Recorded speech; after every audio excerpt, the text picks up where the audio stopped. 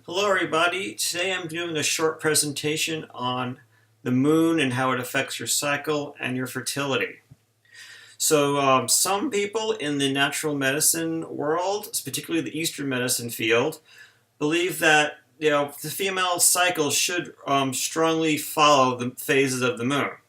And if it is somehow out of balance with that, it is pointing to some underlying imbalance going on.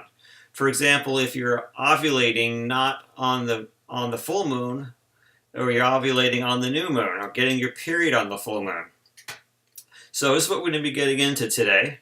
Um, if you don't know me, my name is Eric Hollander. I'm an acupuncturist and herbalist in San Diego, California, and I specialize in fertility. So I do have I've had a lot of time observing patients, seen a lot of patients coming through my office.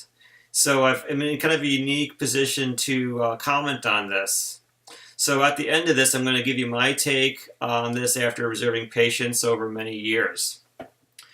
How I got interested in this was a number of years ago, a late teacher of mine brought this up during a seminar, a fertility seminar, about diagnosing based on whether someone's having their period on the full moon or the new moon.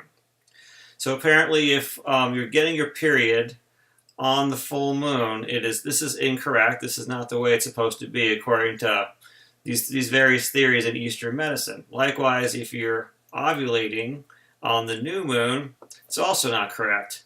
So, being someone who's practicing treating infertility and very interested in trying to figure out all kinds of ways to help my patients, I became interested in this and started observing and taking notes on when people were ovulating, when they're getting their periods, who's getting pregnant, who's not, trying to find some patterns here. So this is what I'm going to be getting into here. So how does this whole Eastern tradition, what is this Eastern tradition talking about with the moon? Well, first we're going to go back to the theory of yin and yang, which is where everything kind of starts. So the yin and yang symbol that you're seeing on the left, it is basically about the balance of opposites. So we're not going to get really deeply into this, but just know that yin and yang means that it's basically the balance of the opposites, like hot and cold, light and dark. One can't live without the other. One can't exist without the other, and one ultimately will transforms into the other in a constant cycle. So this is yin and yang, and in Chinese medicine, the yin is symbolized by the moon, and the feminine, the yang, the masculine aspect is symbolized by the sun, the masculine. And by hormones, you might look at yang as testosterone, yin as estrogen.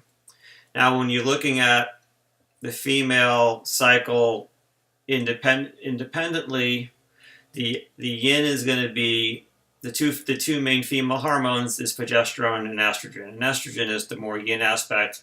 Progesterone is the more yang hormone. So when the cycle is at its when you're in the new moon and it's completely dark, that means the hormones are at its lowest. Estrogen is at its lowest, and as estrogen increases, the moon waxes. It gets fuller and fuller and fuller until estrogen is at its peak, and that peak estrogen is what sets off ovulation.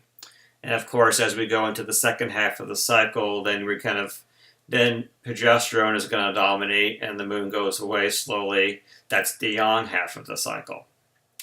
So this is why some people feel that if you're getting your period on the full moon, something's up, something's not right, and there's something wrong going on here. So is this actually the case? Well, let me tell you what I've found in my years of treating people. Well, first of all, I believe that, a long time ago we were really immersed in nature and we lived probably as mostly an agrarian society and we're working outdoors, living outdoors. We didn't have artificial lights, ate natural foods. This is probably how things were. The cycle was probably really dominated by the moon. But these days in our modern world, I don't think it works quite the same anymore. We are surrounded by lots of people who can dominate, whose menstrual cycles will affect other people's menstrual cycles. We're not connected to nature very much. We live in buildings. We have artificial lights around us. We kind of go by the clock, not by natural cycles of light and dark. The natural rhythms are completely disrupted.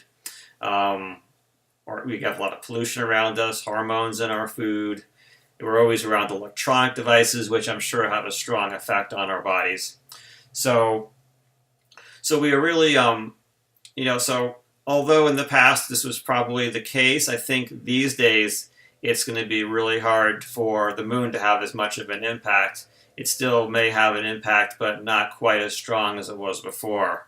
So the conclusions that I've come to after many years is that yes, I do believe that the moon has an effect on the cycle.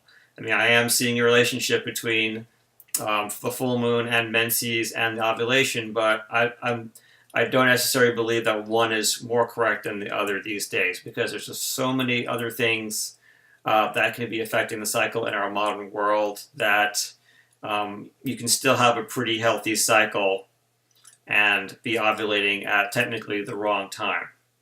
So, and in all my research in the literature, you never see this coming up. You don't see this coming up in any of the translated books that are coming out these days. That the moon should be taken into account like this anymore. So, I think what really is important is having a good, healthy cycle. It's regular, close to 28 days. There's not too many negative symptoms, around the period. The blood looks good, red and fresh. There's not a lot of clots. So this is what I think is really the more important thing to worry about these days.